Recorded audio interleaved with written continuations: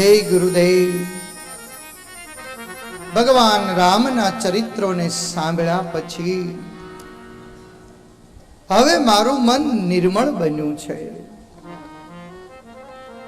હે ગુરુદેવ, હવે મને હૃદયમાં ભગવાન કૃષ્ણના ચરિત્રો સાંભળવાની બહુ ઈચ્છા છે.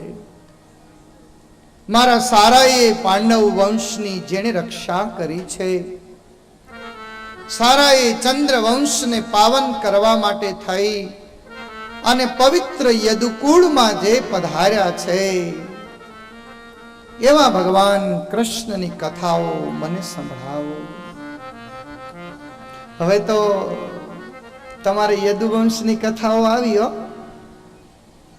તમારો તો વટ છે ભાઈ. હો, આખી દુનિયામાં ગમે ત્યાં જાઓ ને, ભગવાન કૃષ્ણની વાત આવે ને એટલે આમ તમારો બધાનો વટ પડે છે. જોઈએ આપણે 5 દી કેવી મજા આવે છે. આજ પરીક્ષિત રાજાએ હાથ જોડીને ભગવાનને પ્રાર્થના કરતા હોય એવા ભાવથી સુખદેવજી મહારાજને વિનંતી કરી છે, ગુરુદેવ, જે ભગવાન કૃષ્ણ પૃથ્વી ઉપર પધાર્યા અને પૃથ્વી ઉપર પધારી અને 125 વર્ષ સુધી પ્રભુ રહ્યા, મને ભગવાનના પ્રાગટ્યથી લઈ અને ભગવાને જ્યારે પોતાના શરીરનો ત્યાગ કર્યો ત્યાં સુધીની તમામ કથાઓ સંભળાવો, વિસ્તારથી સંભળાવો. અને આમે આપણી પાસે હવે આ બાકીના જે 4 દિવસ છે, એ આખા 4 દિવસ આપણે માત્ર ભગવાનની કથાઓ સાંભળવી છે. એ સુંદર બાળ લીલાઓ, માખણ લીલાઓ, વૃંદાવનની લીલાઓ, એટલો આનંદ આવે, એટલો આનંદ આવે. આવી ભગવાનની કથાનો હવે સુખદેવજી મહારાજ પ્રારંભ કરી રહ્યા છે. ભગવાન રામને સમજ્યા પછી જ કૃષ્ણને સમજી શકાય છે. રામનું જીવન બહુ સહેલું છે. રામના જીવનમાં બહુ સરળતા છે. પણ અમારા કૃષ્ણ ભગવાન છે ને, એમાં ક્યાંય તમને સરળતા ન દેખાય. ઊભો રહી તોય ત્રાહો, અને કામ કરે ને તો કામે એ કોઈ સીધું ન કરે. આવા ભગવાનને સમજવા માટે, આવા ભગવાનની લીલાને સમજવા માટે આજ મારું ભાગવતજી સમજાવી રહ્યું છે કે દરેક માણસ પોતાના મનને પવિત્ર કરવા માટે, પોતાના જીવનને પવિત્ર કરવા માટે, પોતાના જીવનમાં ભક્તિનો ઉદય કરવા માટે ભગવાન કૃષ્ણની કથાઓ અવશ્ય સાંભળે. આ કથાને તમે યાદ રાખજો. આપણું મન પવિત્ર થશે, આપણું જીવન પવિત્ર બની જશે.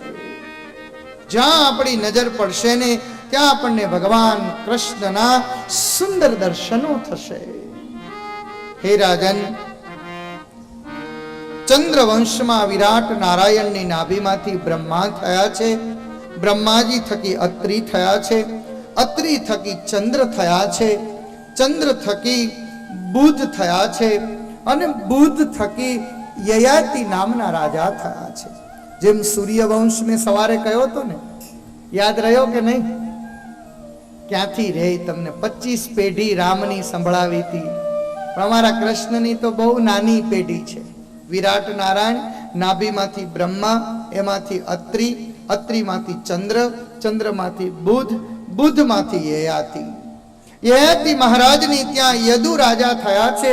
અને જે યદુ મહારાજના નામથી સારોએ જે એમનો પરિવાર જે છે, સારોએ એમનો જે વંશ છે ને, એ વંશનું નામ યદુવંશ તરીકે આ પૃથ્વી ઉપર પ્રસિદ્ધ થયું છે, જેને આપણે યાદવો કહી રહ્યા છીએ. પવિત્ર ચંદ્ર વંશમાં મહારાજ યદુની ત્યાં એક ઉગ્રસેન અને એક દેવક નામના 2 દીકરાઓ થયા છે. સમય પછી સમય જઈ રહ્યો છે.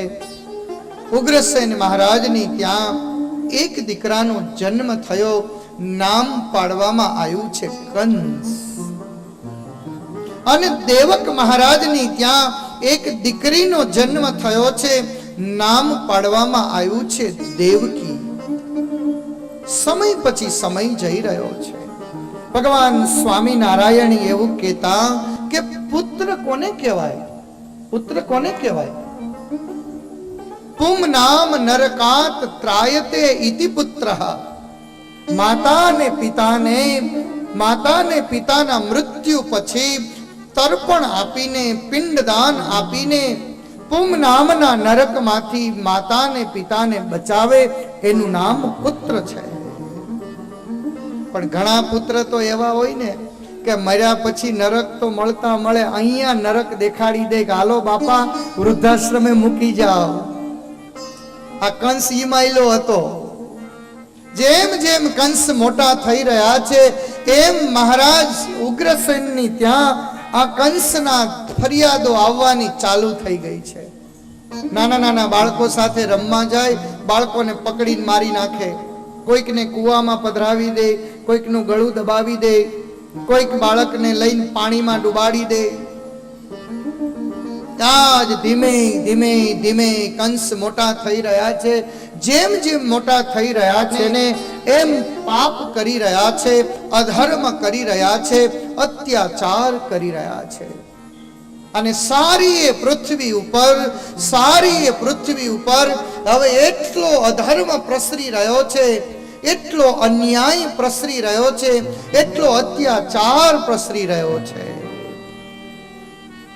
શાસ્ત્રમાં એવું લખ્યું છે કે આ પૃથ્વી ઉપર તમે ગમે એવડા મકાનો બનાવો, કેટલા મોટા મકાનો બનાવીએ છીએ, ગમે એવા મોટા મકાનો બનાવો, ગમે એવો મોટો તમે ભાર પૃથ્વી ઉપર મૂકો, આ પૃથ્વીમાં તમે 2, 5, 10, 500, 1000, 2000 ફૂટ સુધી ડ્રિલિંગ કરો, કોઈ દી પૃથ્વી ફરિયાદ નહીં કરે. તમે 1000 ફૂટ સુધી આ પૃથ્વીની છાતીને ચીરી નાખો ને તોય તમને મીઠું પાણી આપે, ખનીજ આપે, તેલ આપે, આપણે વાવેલા અનાજને હજારો ગણું કરીને આપે. આ પૃથ્વી કાયમ સહન કરે છે. પણ આ પૃથ્વી પાપને ક્યારેય સહન નથી કરી શકતી. બધું જ સહન કરી શકે, પણ જ્યારે અન્યાય થતો હોય, અધર્મ થતો હોય, અત્યાચાર થતો હોય, વ્યભિચાર થતો હોય, ત્યારે આ પૃથ્વી સહન ન કરી શકે.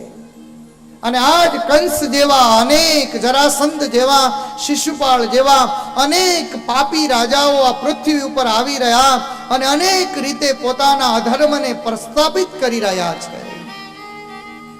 અને આજ પૃથ્વી દુઃખી થઈ છે, આજ પૃથ્વી રડી રહી છે. અને આજ રડતી રડતી એ પૃથ્વી બ્રહ્માજીની પાસે જઈ, દેવતાઓની પાસે જઈ અને આજ પ્રાર્થના કરી રહી છે, હે ગગનમાં રહેનારા, હે સ્વર્ગમાં રહેનારા દેવો, તમને ક્યાં ખબર છે? તમે તો સુખમાં રહ્યા છો, અપ્સરાઓની વચ્ચે રહ્યા છો. ક્યારેક તમે પૃથ્વી ઉપર આવીને એકાદ નજર તો કરો. હું ગમે એવો ભાર હોય એ સહન કરી શકું. આજ પૃથ્વી રડી રહ્યા છે. આજ દેવતાઓની પાસે જઈ અને પૃથ્વી રડી રહ્યા છે કે હે દેવો, હું ગમે એવો ભાર સહન કરી શકું, મારી છાતીને ચીરી નાખો ને હું સહન કરી શકું, પણ મારાથી પાપ સહન નથી થતું, મારાથી અધર્મ સહન નથી થતો.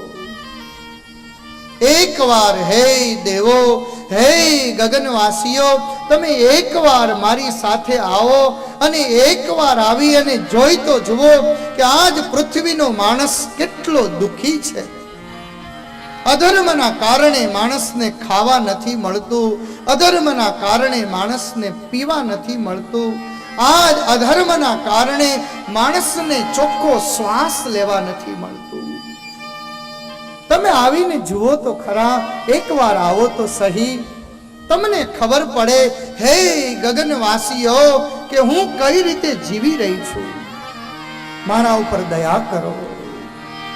गगनवासी धरा पर बे घड़ी શ્વાસો